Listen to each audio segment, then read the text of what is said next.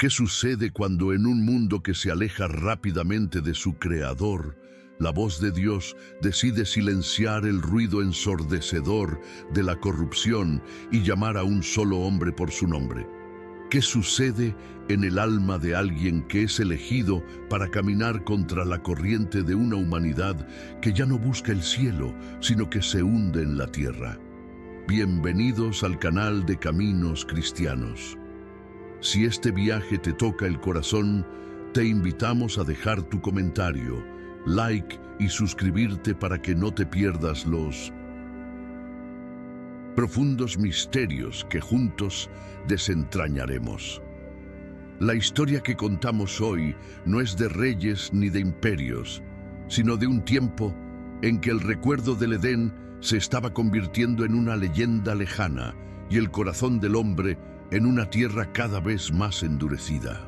Las generaciones que siguieron a Adán se multiplicaron por la faz de la tierra, pero con cada nuevo nacimiento, con cada nueva ciudad construida con sudor y ambición, la conexión con lo divino se hacía más frágil, un hilo de luz casi imperceptible en medio de la creciente oscuridad de la autonomía humana. En este escenario de creciente indiferencia espiritual, vivía un hombre llamado Enoc. No era un rey, ni un guerrero, ni un constructor de grandes monumentos. Su vida, a los ojos de sus contemporáneos, podría haber parecido sencilla, incluso monótona. Sin embargo, el narrador omnipresente que escudriña los corazones vio en él algo que se había vuelto tan raro como una perla en el desierto, un anhelo sincero e incesante de la presencia de Dios.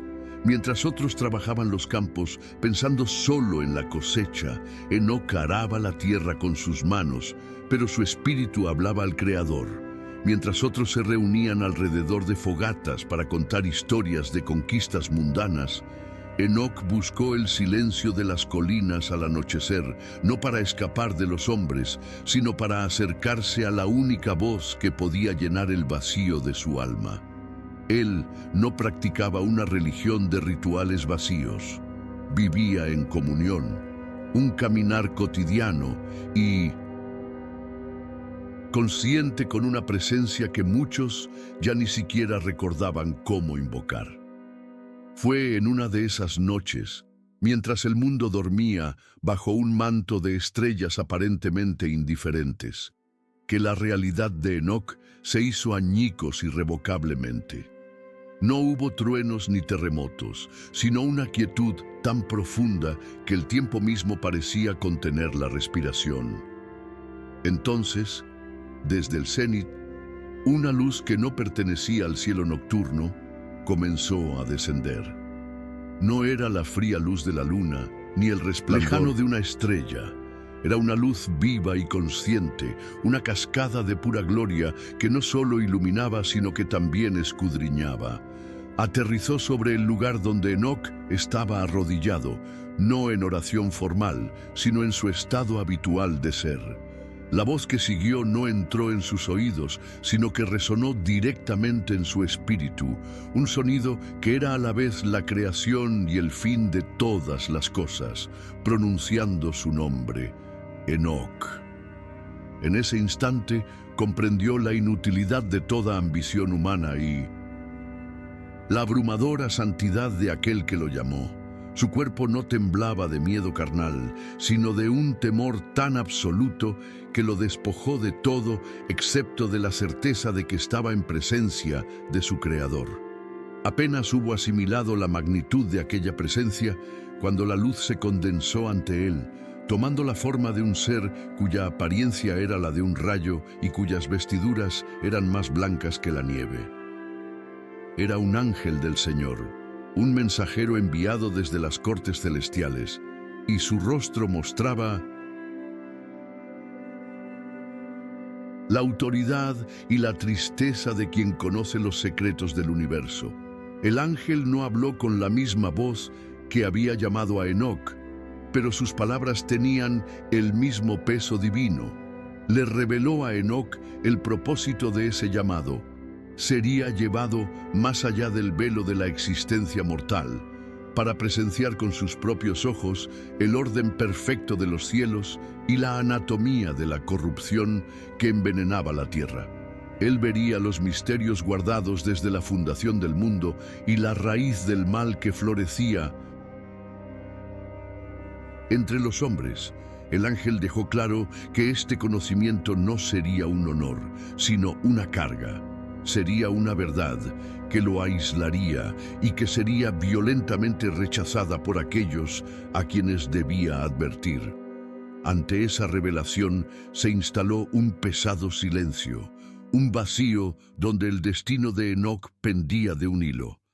La mente del patriarca por un instante corrió a su casa, a su mujer, a sus hijos, como Matusalén. Comprendió que aceptar ese llamado significaba una muerte en vida. Él caminaría entre los, pero su espíritu habitaría en lugares que ellos nunca podrían comprender. El peso del aislamiento y el dolor de ser portador de verdades no deseadas se presentaron ante él no como una posibilidad, sino como una certeza. Pero más profundo que el miedo a la soledad era el amor que sentía por aquel que lo llamó. ¿Cómo podría él, un vaso de barro, cuestionar al alfarero? ¿Cómo podría la criatura rechazar el propósito que le dio el Creador? No hubo palabras de aceptación, porque las palabras serían insuficientes. Solo hubo una inclinación de su alma, una entrega completa e incondicional de su voluntad. Un sí que resonó en lo más profundo de su ser y fue inmediatamente comprendido por el mensajero celestial. En ese momento, Enoc, el hombre que caminó con Dios, aceptó su carga y su destino. El ángel asintió, no con un gesto, sino con un cambio en la atmósfera que los rodeaba. El viaje de Enoc no comenzaría con un paso físico, sino con la apertura de su visión espiritual. El ángel extendió su mano no para tocar a Enoc, sino para apartar el velo que separa el mundo visible del mundo invisible. La colina, los árboles y las rocas familiares que rodeaban a Enoc comenzaron a perder su solidez, volviéndose translúcidos, como un recuerdo a punto de desvanecerse. Fue elevado no en cuerpo, sino en espíritu, a un punto estratégico fuera del tiempo lineal. Ante él, el ángel comenzó a proyectar la primera y más dolorosa de las visiones, el origen de la herida que infectaba a la humanidad. Enoc estaba a punto de presenciar un acontecimiento anterior, una traición cósmica cuya consecuencia fue la misma corrupción que vio en su tiempo. Vería la historia no contada de la caída, no la del hombre en el jardín, sino la de los seres celestiales cuya responsabilidad era proteger a la humanidad, la historia de los ángeles vigilantes. La visión que se desarrolló ante Enoc fue de una belleza y santidad indescriptibles. Vio una era anterior, cuando los cielos y la tierra todavía se comunicaban más abiertamente. Vio una hueste de 200 seres de luz, los vigilantes, estacionados en las alturas del monte Hermón, un punto de vigilancia entre el reino celestial y el mundo naciente de la humanidad. Su tarea, ordenada por el Todopoderoso, era de observación silenciosa y protección. Eran los guardianes del conocimiento puro, pastores celestiales encargados de garantizar que la frágil semilla de la humanidad floreciera sin la interferencia de las fuerzas oscuras. Al mando de Mindo, ellos estaba Semyasa, un ángel de admirable poder y brillantez, cuya sabiduría era venerada entre sus pares. Durante siglos cumplieron con su deber. Desde su posición elevada, vieron a hombres y mujeres multiplicarse, construir sus primeras moradas y descubrir el mundo. Todo bajo la mirada atenta y, al principio, benévola de sus guardianes celestiales. Sin embargo, Enoc presenció, con un dolor que traspasó su alma, el momento exacto en que la pureza fue corrompida. La observación se convirtió en codicia. La mirada de los vigilantes, liderada por la creciente obsesión de Semiasa, ha pasado de ser la de un guardián a la de un depredador.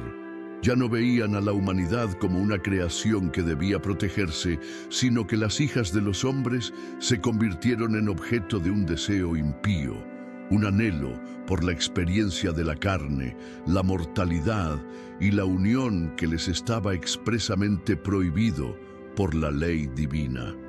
La belleza de las mujeres humanas, en su sencillez terrena, encendió en ellas un fuego extraño, una perversión de su propósito original. Fue entonces cuando Semiasa, sintiendo la misma llama en los corazones de sus compañeros, los reunió en la cima de la montaña. Allí propuso la transgresión, y para que nadie flaqueara, hicieron un juramento solemne, maldiciéndose unos a otros si no llevaban a cabo el plan de descender a la tierra y tomar a las mujeres como esposas. En la visión de Enoc, el descenso de los 200 ángeles no fue sutil. Fue una profanación visible, una mancha de oscuridad que se extendió desde los reinos celestiales a la tierra.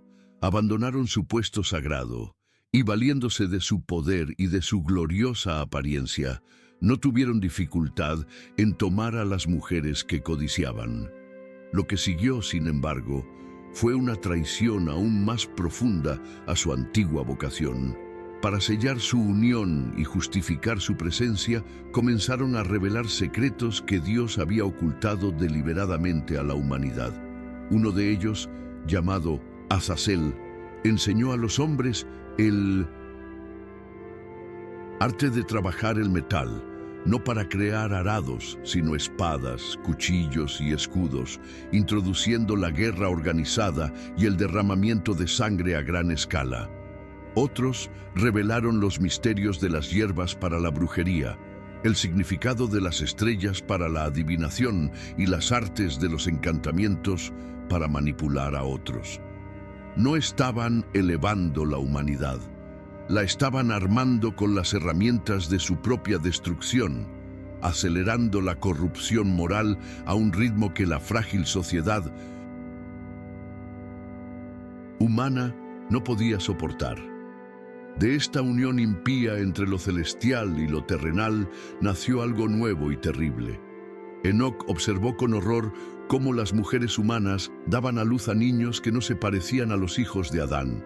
Ellos eran los Nefilim.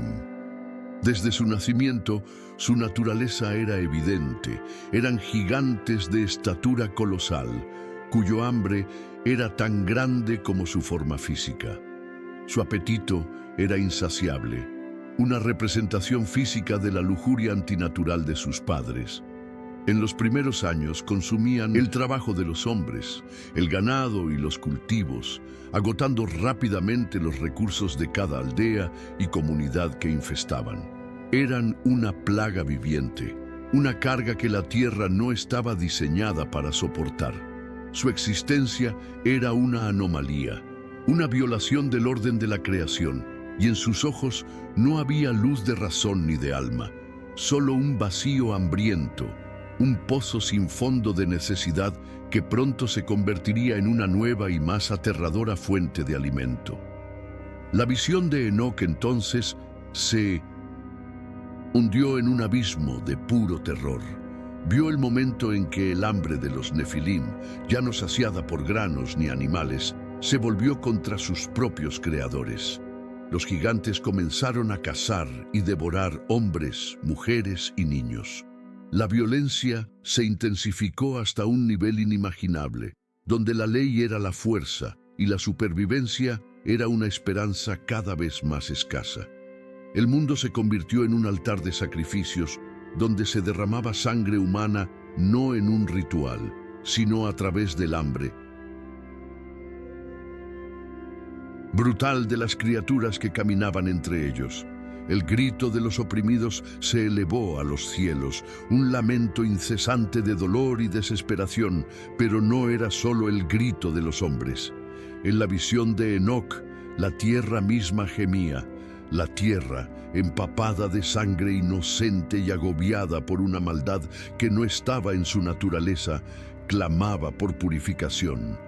La creación de Dios, profanada y herida, clamaba justicia contra aquellos que habían quebrantado el orden sagrado de todas las cosas. Entonces, la perspectiva de la visión de Enoc fue arrebatada de la tierra y elevada a las cortes celestiales.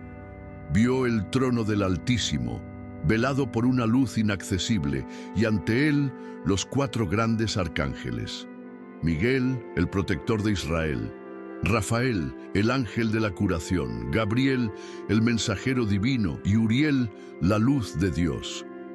Desde sus posiciones exaltadas, habían presenciado la transgresión de los vigilantes y la carnicería de los nefilim. Con el corazón lleno de santa tristeza, se acercaron al centro de la gloria divina. No para informar a Dios, pues Él es omnisciente, sino para presentar formalmente la acusación en nombre de la creación devastada.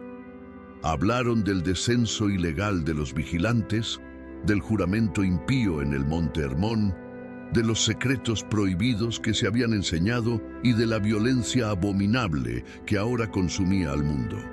Su voz era el eco del clamor de la tierra, una apelación formal a un juicio que pudiera restaurar el orden y la santidad. Entonces, desde la luz insondable que velaba el trono, resonó una voz, no con la furia de la ira, sino con la claridad inmutable de un decreto. La sentencia divina fue pronunciada y cada palabra selló el destino de los ángeles y de los hombres. Enoc escuchó el juicio contra los vigilantes. Serían perseguidos, arrancados de sus esposas e hijos y encarcelados en abismos de oscuridad total, encadenados bajo las colinas de la tierra. Allí permanecerían en tormento y aislamiento durante 70 generaciones, hasta el gran día del juicio, cuando enfrentarían su destrucción final en el fuego eterno. Para la tierra, la sentencia fue de purificación. El Creador decretó que enviaría un diluvio de aguas, un bautismo cataclísmico que cubriría toda la faz del mundo, para lavar la corrupción, silenciar la violencia de los nefilim y borrar la mancha de la sangre que se había derramado. La justicia divina, aunque terrible en su magnitud, fue también un acto de misericordia hacia la creación misma, ofreciéndole un nuevo comienzo libre de su contaminación. En un momento de inflexión en su visión, los vigilantes, ya conscientes de su inminente perdición, buscaron el único canal que aún conectaba los reinos: Enoc. Aterrorizados, le rogaron a él, el justo que tenía acceso a Dios, que escribiera y presentara una petición en su nombre, pidiendo perdón. Con el corazón apesadumbrado por la tragedia de seres que una vez fueron gloriosos, Enoc cumplió la petición, mediando a favor de sus verdugos. Oró, pero la respuesta divina que recibió fue rotunda y definitiva. El perdón fue negado. Su transgresión, cometida con pleno conocimiento y en rebelión directa, fue imperdonable. Y en cuanto a sus hijos, los nefilim, el decreto fue igualmente sombrío. Sus cuerpos gigantescos serían destruidos por el diluvio y la guerra interna, pero sus espíritus, al ser de naturaleza híbrida y antinatural, no se reunirían con los muertos en el Seol. Fueron condenados a vagar por la tierra como espíritus malvados, incorpóreos y hambrientos, para afligir y corromper a los hijos de los hombres hasta el juicio final. Con la terrible visión del pecado y del juicio impresa en su mente, la misión de Enoc entró en una nueva fase. El ángel guía, cuya presencia era a la vez reconfortante y abrumadora, le informó que el conocimiento de la caída no estaba completo sin una comprensión del orden que había sido violado. Para comprender la profundidad de la justicia divina, Enoc necesitó presenciar la inmensidad de la sabiduría divina manifestada en la creación. El viaje, por tanto, continuaría, ya no hacia el pasado, para presenciar la historia de la transgresión, sino hacia afuera, hacia los rincones más remotos y hacia los cimientos del propio cosmos. Enoc sintió que su espíritu se elevaba nuevamente, esta vez con un propósito diferente. Ya no era un espectador de una tragedia, sino un peregrino a punto de recorrer los pasillos del universo, para aprender las leyes que gobiernan cada estrella, cada viento y cada gota de lluvia, y así entender lo que significaba caminar verdaderamente con Dios. La primera etapa de su viaje cósmico desafió toda comprensión mortal.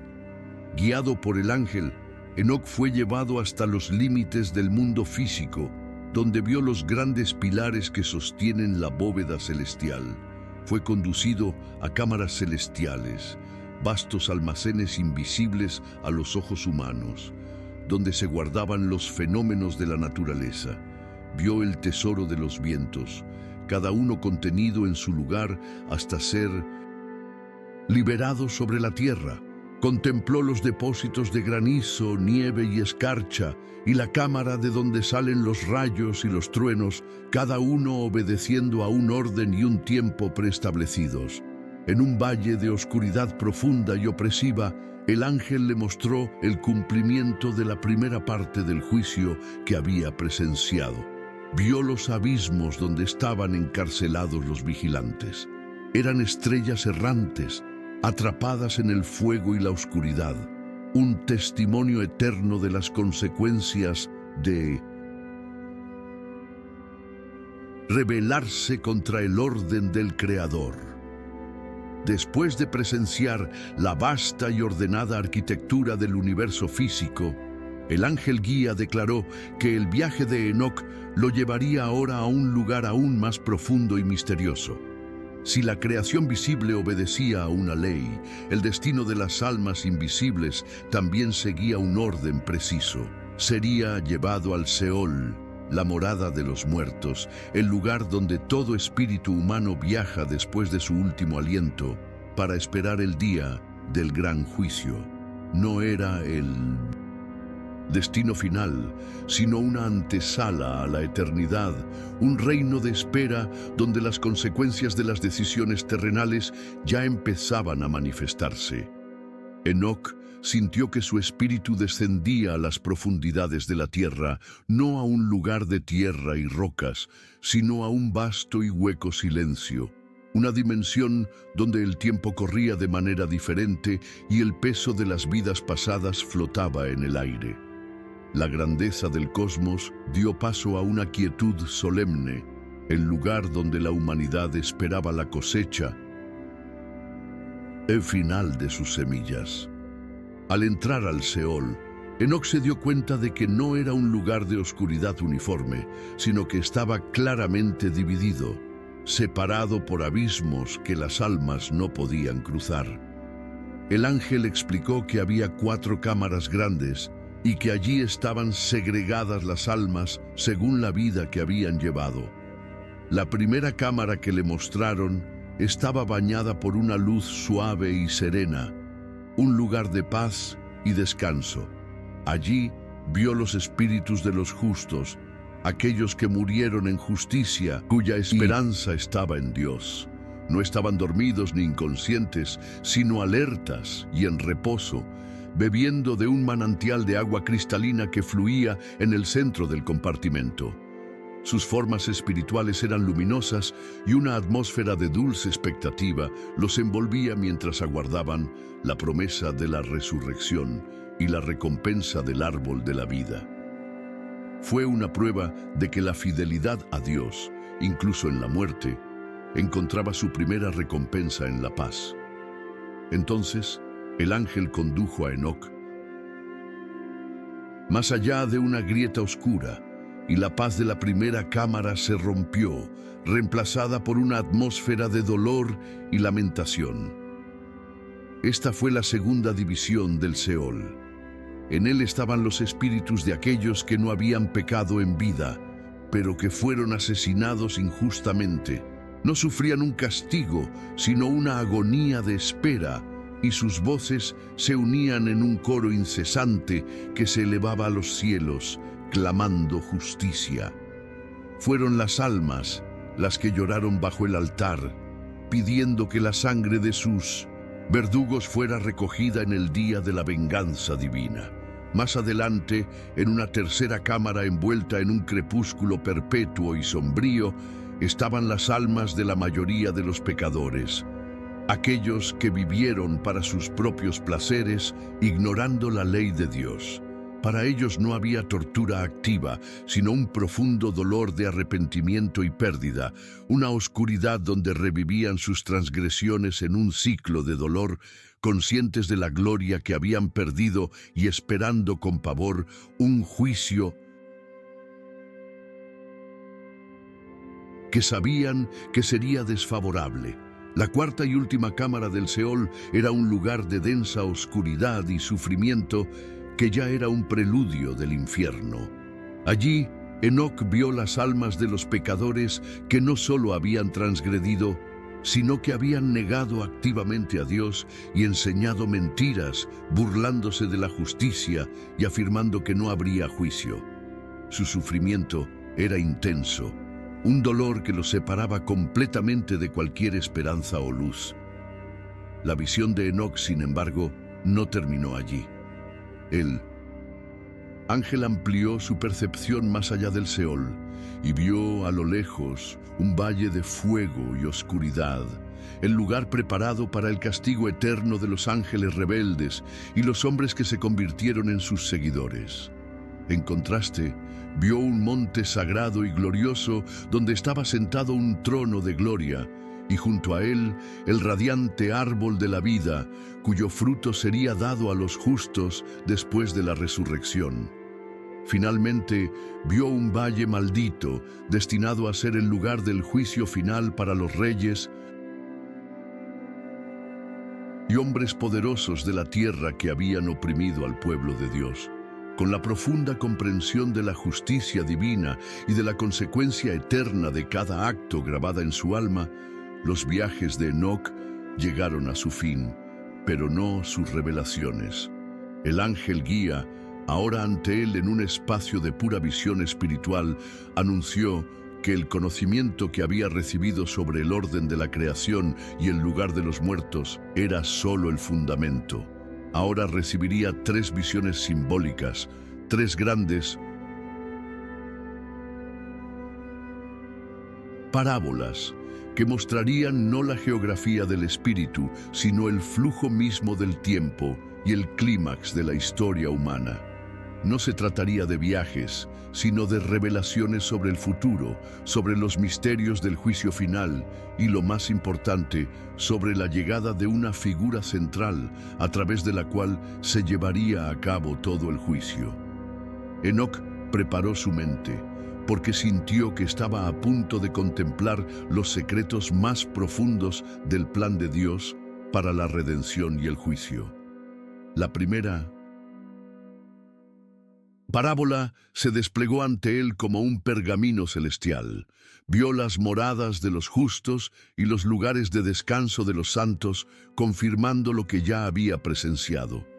Pero luego la visión avanzó en el tiempo, hasta el día del Señor de los Espíritus.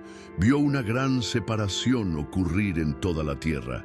Los justos y elegidos, cuyos corazones habían sido pesados en la balanza y hallados fieles, fueron levantados de sus moradas. Sus rostros comenzaron a brillar con una luz inextinguible y fueron revestidos de túnicas de gloria para heredar una tierra renovada y purificada, para vivir eternamente en la presencia de Dios. En contraste, vio a los pecadores, a los reyes y a los poderosos que confiaban en su propia fuerza.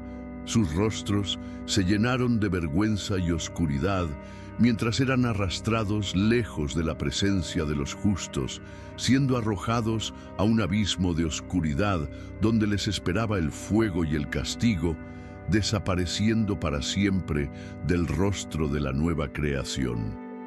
Después de 1900, concluida la primera parábola, la visión de Enoc se elevó a un nivel aún más profundo de misterio y gloria. El ángel guía anunció la segunda y más importante de las parábolas, la que revelaría a la gente de la justicia divina, el secreto guardado en el corazón de Dios desde antes de la fundación del mundo. La visión de Enoc se enfocó y vio un ser cuyo rostro era como el de un hombre, pero cuya esencia era de gloria cegadora, llena de una sabiduría y una justicia que trascendía la creación. El ángel lo llamó el elegido, el justo, y le dio el título que resonaría a través de los siglos, el Hijo del Hombre. A Enoc le fue revelado que este ser no era una creación reciente. Su existencia precedió a la del sol y las estrellas. Estaba oculto en la presencia del Señor de los Espíritus, y su nombre había sido invocado ante él antes del comienzo de los tiempos, destinado desde la eternidad a ser la esperanza de los justos y el juez de toda la tierra. La visión mostró entonces el final para el cual estaba destinado el Hijo del Hombre. Enoc lo vio ser levantado y sentado en un trono de gloria, el mismo trono de juicio que había vislumbrado antes. Desde este asiento de autoridad absoluta, presidiría el juicio final de toda la humanidad y de todos los poderes celestiales, los reyes de la tierra, los poderosos y los ricos que en vida oprimieron a los humildes y negaron al Señor de los Espíritus, fueron arrastrados ante su tribunal. Sus rostros altivos se contorsionaron de terror al contemplar en las personas de sus siervos a aquel a quien habían despreciado. Se abrieron ante él libros celestiales que contenían el registro de cada acción e intención. Con sabiduría infalible, el Hijo del Hombre separó los actos de justicia de los actos de opresión, pronunciando una sentencia inapelable, revelándose como el perfecto ejecutor de la justicia del Altísimo. Finalmente, la tercera y última parábola fue revelada a Enoc, mostrando el glorioso resultado del juicio del Hijo del Hombre. La visión mostró el establecimiento del reino eterno de Dios, la era de paz que seguiría a la gran purificación. El primer acto de esta nueva era fue la erradicación definitiva de toda rebelión. Enoc vio como el Hijo del Hombre, con su poder, mandaba abrir los abismos. Los vigilantes encarcelados, liderados por Semiasa y Azazel, fueron sacados de su prisión de siglos de duración, no hacia el perdón, sino hacia su juicio final. Junto con los reyes y opresores de la tierra, fueron arrojados al valle de fuego ardiente, el lugar de condenación eterna que había sido preparado para ellos. Mediante este acto, la fuente de corrupción espiritual y de tiranía terrenal fue eliminada para siempre, y la creación fue finalmente liberada de la influencia de sus antiguos contaminadores. Con el mal eliminado permanentemente, Enoc fue testigo de un milagro de renovación cósmica. El cielo y la tierra anteriores, marcados por el dolor y el pecado, fueron destruidos, y en su lugar surgieron un cielo nuevo y una tierra nueva, resplandecientes con la gloria pura e inmaculada de su Creador. Fue en este nuevo mundo donde los justos, los elegidos que habían sido vindicados por el Hijo del Hombre, encontraron su hogar eterno. El mismo Hijo del Hombre descendió para morar con ellos, y su gobierno fue de absoluta justicia y paz.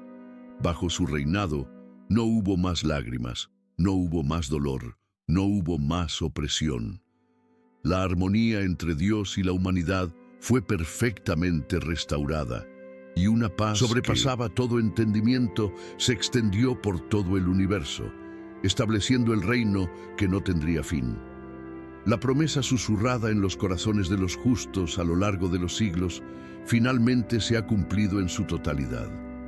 Después de que terminaron las visiones del fin de los tiempos, el viaje de instrucción de Enoc tomó una nueva dirección, pasando de la profecía del futuro a la sabiduría inscrita en el presente.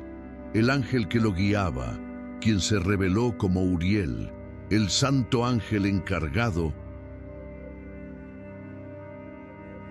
de las luminarias celestiales, explicó que el mismo orden divino que culminaría en el juicio final estaba escrito diariamente en los cielos para que todos lo vieran. Después de presenciar la rebelión de los ángeles y la desobediencia de la humanidad, Enoc aprendería de la inquebrantable fidelidad de la creación inanimada. Uriel lo invitó a contemplar el sol, la luna y las estrellas, no como meros objetos, sino como testigos de la sabiduría del Creador. Sus movimientos, leyes y tiempos eran una predicación silenciosa y perpetua de la perfección del carácter de Dios, un contraste directo con el desorden y el caos generados por el pecado. Uriel entonces comenzó a desentrañar la ley de la más grande de las luminarias. Mostró a Enoc cómo el sol estaba gobernado por un orden preciso e inmutable.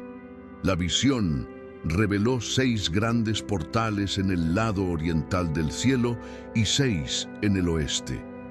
El ángel explicó cómo, a lo largo del año, el sol sale y se pone por cada uno de estos portales, secuencia exacta, determinando la duración de los días y las noches y marcando el comienzo de cada estación. Esta ruta, detallada con divina precisión matemática, completó un año solar perfecto de 364 días. La absoluta regularidad del Sol, su negativa a desviarse un solo grado de su trayectoria ordenada, fue presentada a Enoc como el máximo ejemplo de obediencia a la voluntad del Creador. Fue un siervo fiel que cumplió su tarea impecablemente, un testigo diario contra un mundo que eligió la rebelión. Después del sol, Uriel dirigió la mirada de Enoc hacia la luna y las estrellas, los gobernantes de la noche. Explicó las leyes de la luminaria menor, detallando cómo la luz de la luna crece y mengua en fases perfectas, obedeciendo a un ciclo que rige los meses. El ángel reveló que este ciclo era también un símbolo, una parábola celestial de esperanza. Así como la luna se sumerge en la oscuridad total cada mes, solo para renacer como un hilo de plata y crecer nuevamente hasta su plenitud, así también la luz de la justicia regresaría al mundo después de periodos de oscuridad. Fue una promesa mensual del Creador de que la esperanza nunca se extinguiría permanentemente. Luego le mostró a Enoc los ejércitos de estrellas, cada una siguiendo su curso designado, sin adelantarse ni retrasarse jamás. Su fidelidad, su obediencia silenciosa y constante, fue un testimonio más contra la rebelión, un ejemplo para la humanidad de cómo servir al Señor con constancia y orden. Habiendo revelado la perfección del orden celestial, Uriel concluyó esta lección con una advertencia profética. El ángel le reveló a Enoc que en los últimos días la humanidad, en su arrogancia y distanciamiento de Dios, se desviaría. Los hombres corromperían el calendario divino, cometiendo errores en el cálculo de los días, meses y años. Observaban las fiestas sagradas y los tiempos señalados en días impíos, creando su propio orden en desafío al de Dios. Esta confusión de tiempos sería una señal de la confusión espiritual del mundo. Sin embargo, Uriel le aseguró a Enoc que los justos, aquellos que guardaban esta revelación en sus corazones, no serían engañados. Recordarían el año de 364 días, las leyes del sol y de la luna, y permanecerían fieles al verdadero cómputo del tiempo, manteniéndose en armonía con el orden de la creación, mientras el resto del mundo se perdería en su propio engaño. Las revelaciones de Enoc se trasladaron una vez más al futuro de la Tierra, centrándose en dos eventos cruciales que sellarían el destino de la primera era de la humanidad. La primera visión que se abrió ante él fue la del gran diluvio, el juicio por aguas que había oído decretar en los tribunales celestiales. Esta vez, no solo escuchó el decreto, sino que presenció su ejecución en una visión apocalíptica. Vio la tierra completamente consumida por la maldad que había surgido de la rebelión de los vigilantes, una corrupción que se había extendido como una plaga por toda carne. Entonces vio que se abrían las compuertas del cielo y que brotaban las fuentes del gran abismo. El agua subía sin cesar, no como una lluvia purificadora, sino como un acto de descreación, un retorno al caos acuoso del principio, para borrar la mancha de un mundo que se había convertido en una abominación a los ojos de su creador. La visión era de terror absoluto, el fin de un mundo entero bajo la furia de las aguas. Sin embargo, en medio de la visión de destrucción total, el ángel dirigió la mirada de Enoc hacia un único punto de esperanza. Vio a su propio bisnieto, un hombre justo llamado Noé, que caminaba con Dios en medio de una generación malvada. Se le mostró cómo Dios, en su misericordia, estableció un pacto con este hombre, ordenándole construir una enorme arca de madera. Enoc observó cómo Noé, bajo el desprecio de sus vecinos, obedecía fielmente cada instrucción. Vio a los animales de la tierra, guiados por un instinto divino, entrar de dos en dos en el arca y finalmente vio entrar a Noé y su familia, justo antes de que la gran puerta fuera sellada por una mano invisible. Este acto fue un sello de salvación en medio del juicio, prueba de que Dios, aun purificando la tierra con severidad, siempre preserva un remanente justo para asegurar la continuidad de su promesa y de su creación. Poco después de la visión del diluvio, se desarrolló una segunda revelación aún más vasta, conocida como el Apocalipsis de los animales. Esta vez, toda la historia de la humanidad, desde el principio hasta el fin, fue mostrada a Enoc en forma simbólica. Él vio que la historia comenzaba con un toro blanco, Adán, y una novilla, Eva, y sus descendientes se multiplicaron. Fue testigo de la primera corrupción, cuando el ganado comenzó a mezclarse y a ser atacado por bestias y depredadores, una alegoría de la propagación del pecado y la violencia que culminó en la visión del diluvio.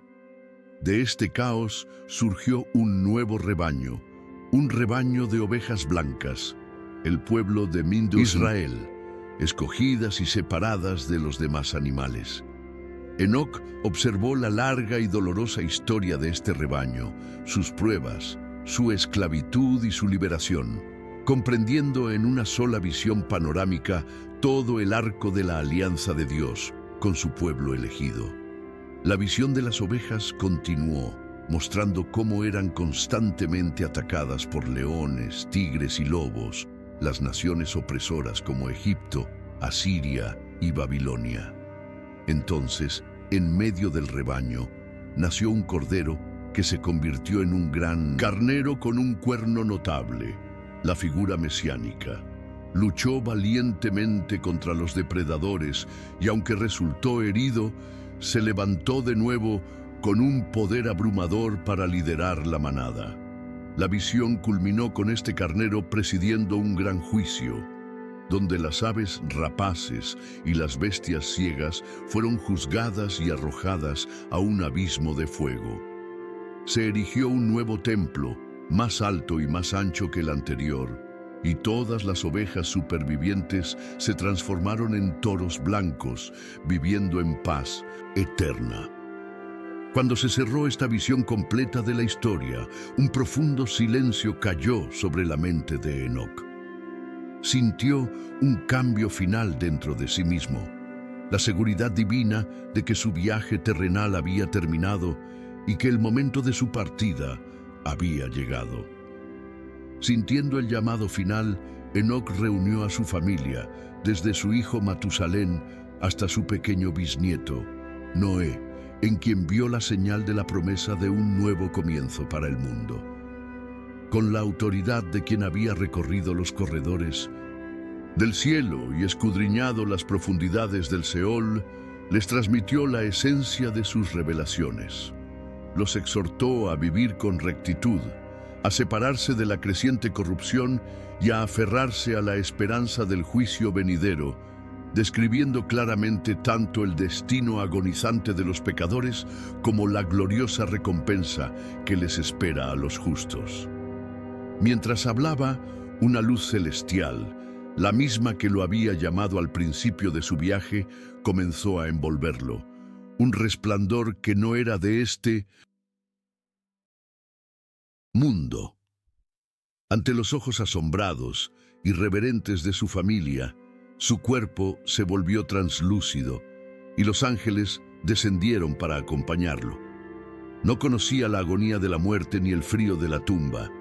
Él simplemente continuó su camino, pasando del camino terrenal al celestial, y desapareció porque Dios se lo llevó. Su lugar vacío se convirtió en el testimonio más elocuente de todos, la prueba eterna de la recompensa final que espera a quienes en medio de la oscuridad eligen caminar con Dios.